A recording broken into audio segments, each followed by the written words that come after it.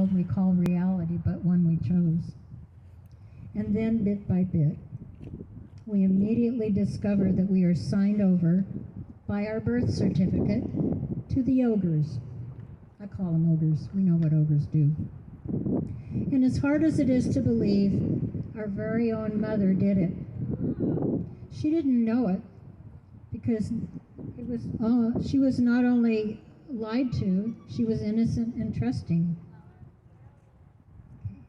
So suddenly here we are in this absurd reality of bright artificial lights, sharp noises, and startling edges, all the while knowing in our very spirit that we are from the perfect I am consciousness of our Creator, that we manifest into this reality with every cell of that creation as a collaboration of cells of perfection.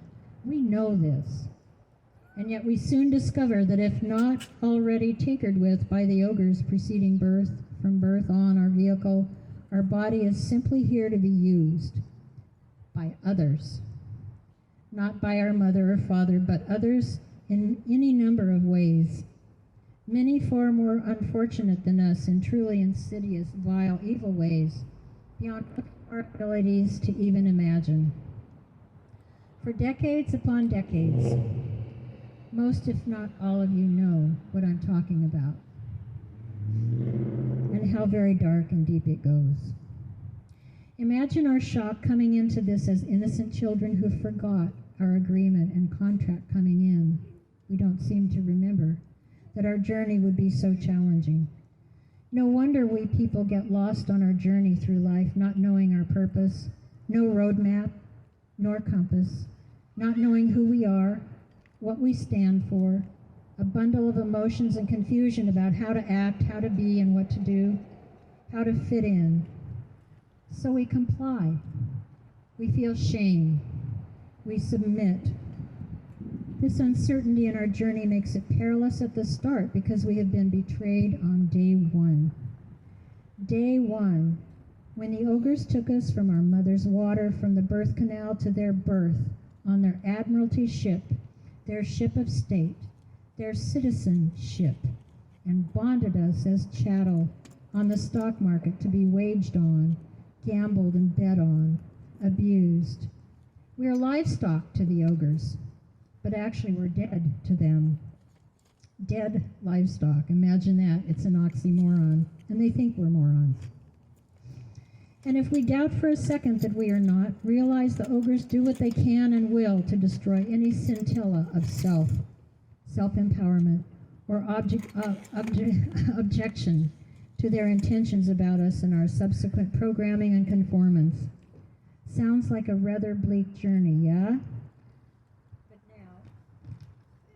But now, if you haven't already, please open your eyes for the best part of the journey we're on.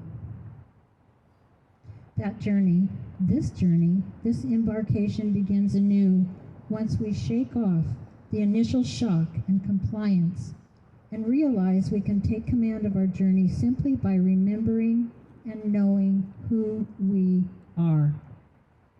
Then declare it.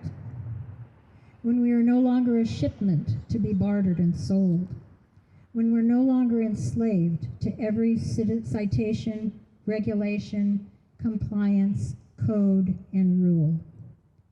When we first realized we were treated and traded as chattel, and then we say no more.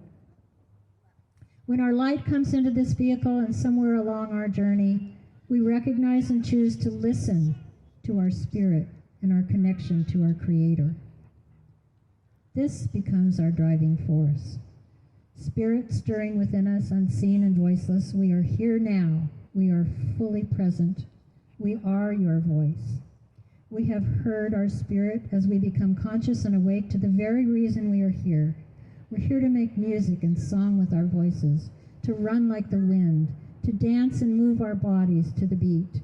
We're here to create, to be awed and grateful for this endless abundance, the bounty and the beauty, and to lavish our relationships, to create and shower one another with caring, cooperation, compassion, camaraderie, and to love, Creator's greatest gift. Our body is here to enact our spirit, but by the decree of our Creator, not by a government. Unless we let it be so, it's our free will choice. God told me so. Our spirit knows all. Believe it or not, it has had countless journeys before this incarnation. And regardless whether you believe it or not, we're here now on this leg of our many journeys, standing on this ground with the great I Am presence of our Creator embodied in every single one of us. I am. When we recognize this, that powerful presence, and we are not apart from, but a part of that presence, it is the moment of our knowing.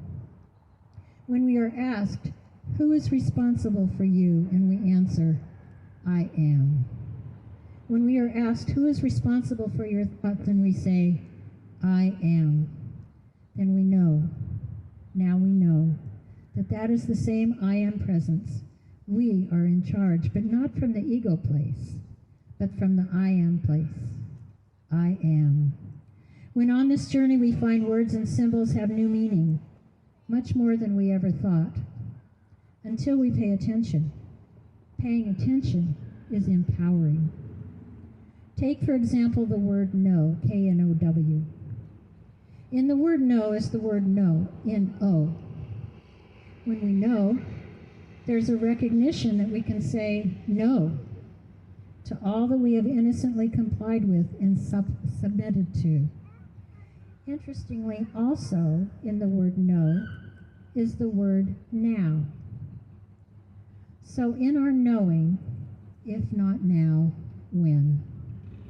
When do we act and stand tall and firm and destroy the darkness and corruption with our God-given light? If not we, the people, me, you, us, undivided, all power is inherent in the people, undivided. And speaking of knowing, I know God wins. I know the light and the love within us wins. I know that we are humankind, and through our consciousness, our compassion, our courage, and our Creator-gifted free will choice, we carry the light on this beautiful, bountiful, eternal journey called life. So thank you one and all again for being here on this wondrous journey with us, because we know every good thing is possible when in God we trust. Please sing with me. God bless America, land that I love. Stand beside her and guide her through the night with a light from above. From the mountain to the prairies, to the ocean, white with foam. God bless America, my home, sweet home. God bless America, my home, sweet home.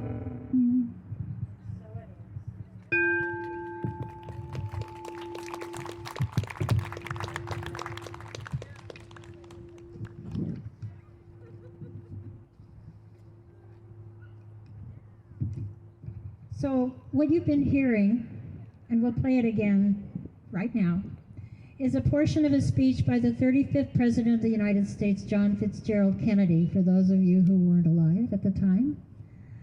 President Kennedy served from 1961 until his life was taken by assassination in 1963, not even serving a full term. November, thank you, Ron. November 22nd, that's my anniversary. I chose it for that reason. Many of us alive at that time remember the shock of the moment and where we were standing when we learned of the shooting in Dallas, Texas. President John F. Kennedy was surrounded by men who betrayed him, but for those of us who were alive at the time of his presidency, he stood for honor. Honor. He had goals akin to ours today. He said, "Ask not what our country can do for us, but what we can do for our country." He represented the best of our ideals in a president. Please listen carefully to his words when he says, "His message was lost on many of us, if not most, these 50 years. But for those of us paying attention, he nailed it. We're up against the same cabal and murderous corruption, which has now grown to intolerable proportions and has infiltrated every institution in our culture with its depravity. Please listen to his words and take heed, for he says is why we're all doing this." The word secrecy is repugnant in a free and open society, and we are, as a people, inherently and historically opposed to secret societies, to secret and to secret proceedings. We decided long ago that the dangers of excessive and unwarranted concealment of pertinent facts far outweighed the dangers which are cited to justify. Even today, there is little value in opposing the threat of a closed society by imitating its arbitrary restrictions. Even today, there is little value in ensuring the survival of our nation if our traditions do not abide with it.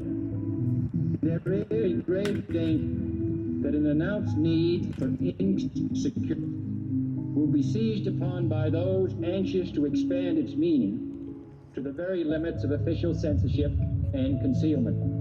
And no official of my administration, whether his rank is high or low, civilian or military, should interpret my words here tonight as an excuse to censor the news, to stifle dissent, to cover up our mistakes, or to withhold from the press and the public the facts they deserve to know. Today, no war has been declared, and however fierce the struggle may be, it may never be declared in the traditional fashion. Our way of life is under attack. Those who make themselves our enemy are advancing around the globe. The survival of our friends is in danger, and yet no war has been declared. No borders have been crossed by marching troops. No missiles have been fired. If the press is awaiting a declaration of war before it imposes the self-discipline of combat conditions, then I can only say that no war ever posed a greater threat to our security.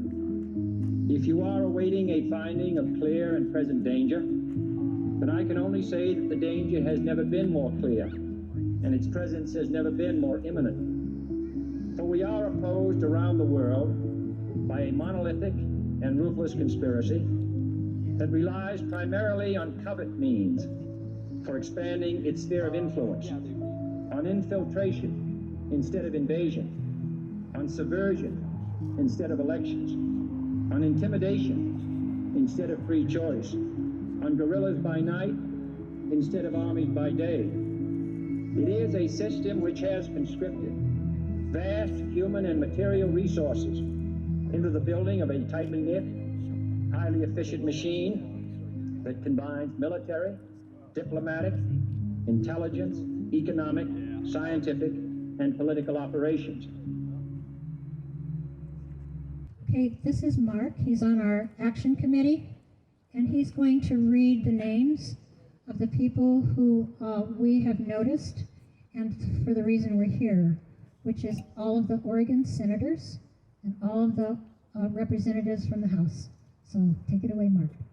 Thank you, Charlie. Oregon senators. The list of them reads as follows as of May 2021, rather. May 2021. Make that clear. Senator Dick Anderson. Senator Lee Byer. Senator Brian Boquist. Senator Guinea Burdick. Speaker of the Senate Peter Courtney. Senator Michael Dembro. Senator Lynn Findley. Senator Lou Frederick. Senator Sarah Geiser. Senator Fred Gurod. Senator Jeff Golden. Senator Chris Gorsuch. Senator Bill Hansel. Senator Dallas Harrod. Senator Casey Jama. Senator Betsy Johnson. Senator Bill Kennemeyer, or rather Kennemer. Kennemer. Senator Tim Knopp. Senator Kate Lieber. Senator Dennis Lithicum. Senator James Manning Jr., Senator Deborah Patterson, Senator Floyd Prozansky, Senator Chuck Riley, Senator Elizabeth Steiner Hayward, Senator Kathleen Taylor, Senator Kim Thatcher, Senator Chuck Thompson, Senator Rob Wagner, and if we've left anybody out, et alia. Oregon House of Representatives as of May 2021. Teresa Alonso Leon, Daniel Bonham, Shelley Bosshart Davis, Vicki Reese Iverson, Janelle Bynum, Winsby Campos, Jamie Kate, Brian Clem, Christine Drazan, Paul Evans, Julie Fahey, David Gomberg, Dacia Graber, Cedric Hayden, Ken Helm, Paul Holvey, Zach Hudson, Tina Kotek, Speaker of the House, Tina Kotek, Jason Kropp, Gary Leaf, Bobby Levy, Rick Lewis, John Lively, Pam Marsh, Susan McLean, Mark W. Meek, Raquel Moore Green, Lily Morgan, Nancy Nathanson, Mike Neerman, Courtney Neron, Ron Nobo, Rob Nos, Mark Owens, Con Pham, Bill Post, I may have mispronounced K-H-A-N-H, Pham, Bill Post, Terry A. Power, Michael Prusak, Dan Rayfield, Jeff Reardon, E. Werner Reschke, Lisa Reynolds, Ricky Ruiz, Andrea Salinas, Tana D. Sanchez, Shen Shelton, Greg Smith, Barbara Smith Warner, David Brock Smith, Janine Solman, Dwayne Stark, Kim Wallen, Suzanne Weber, Marty Wild, Anna Williams, Brad Witt, Boomer Wright, Jack Zika, and if I've left anyone out, at Alia. That's it.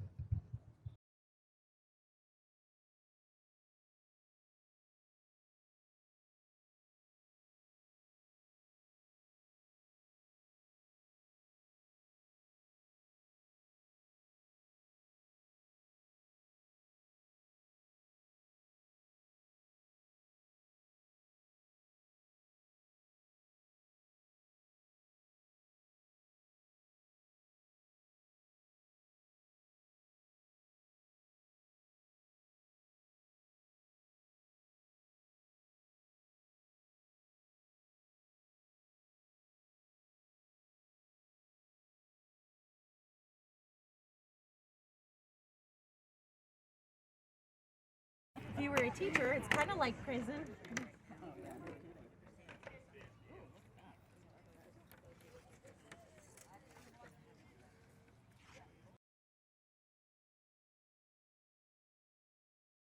Of relentless research and the valiant efforts of the people of our common law court of record.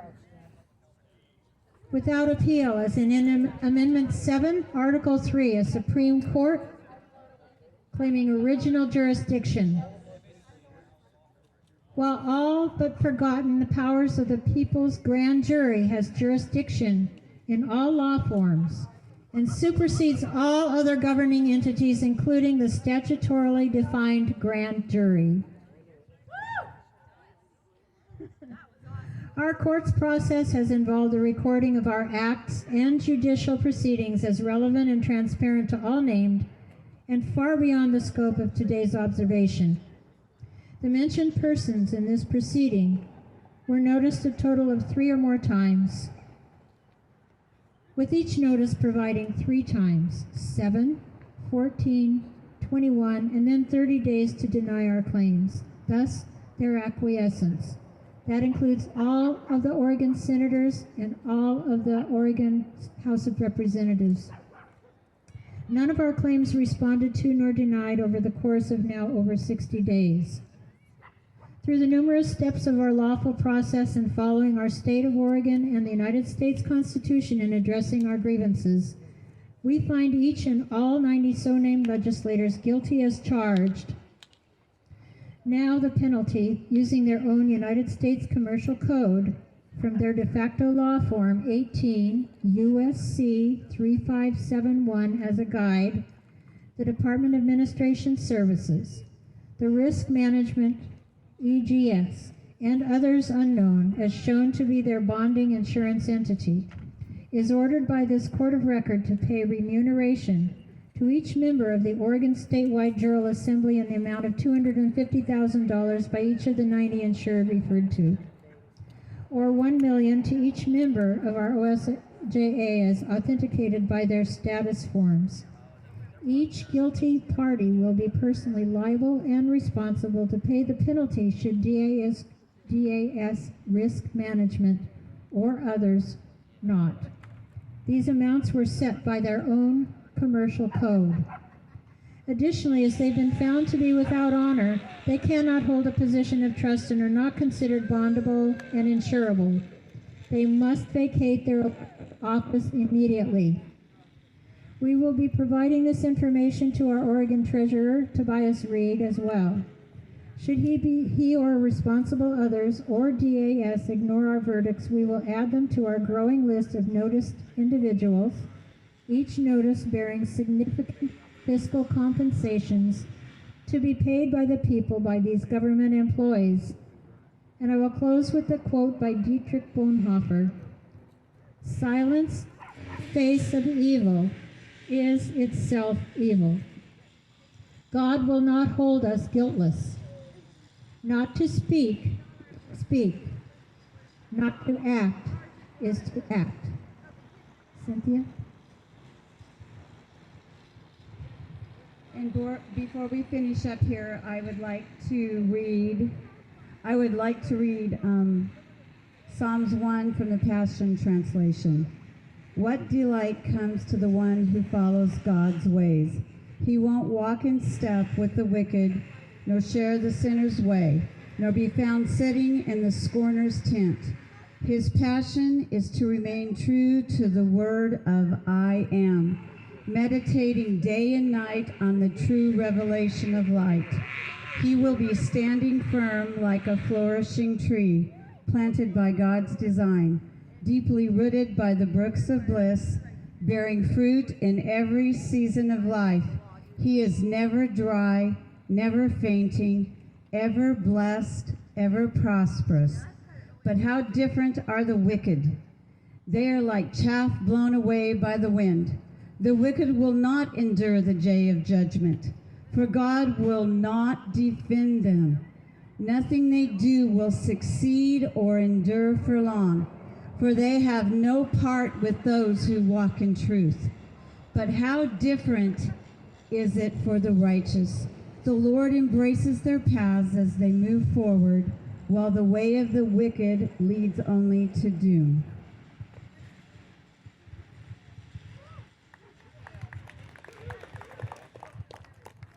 So I'd like to remind everybody that our freedom starts exactly where we're standing, and as we assemble, our freedom expands out from there. We have assembled here today per the Constitution of the United States of America,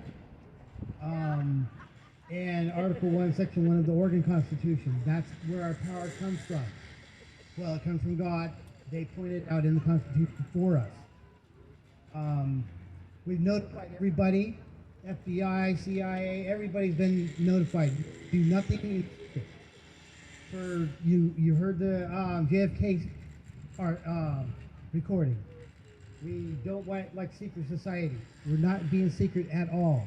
We don't worry about VPNs or anything like that. They are watching us. We know it. We're talking to them. We have not had, we confirm the acquiescence to these people. They acquiesce on everything that we say. We formed the civilian court here per the Constitution.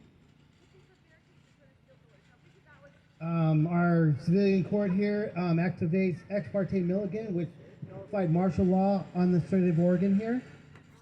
I wish the other states would follow suit.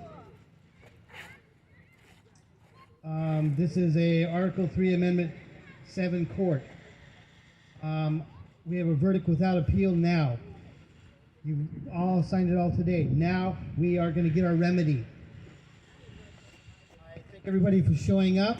I want everybody that has not signed up for a jury, please come do that today. We need more. The job is not done. is a very big job. Thank you again.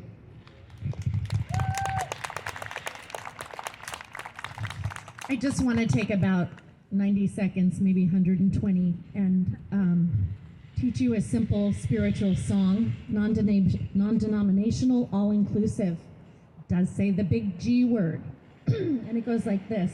The first time, please just listen, or unless you're really quick and you can figure it out, or you might already know this. It's called You Are the Face of God, really simple, and written by Karen Drucker. And it goes like this.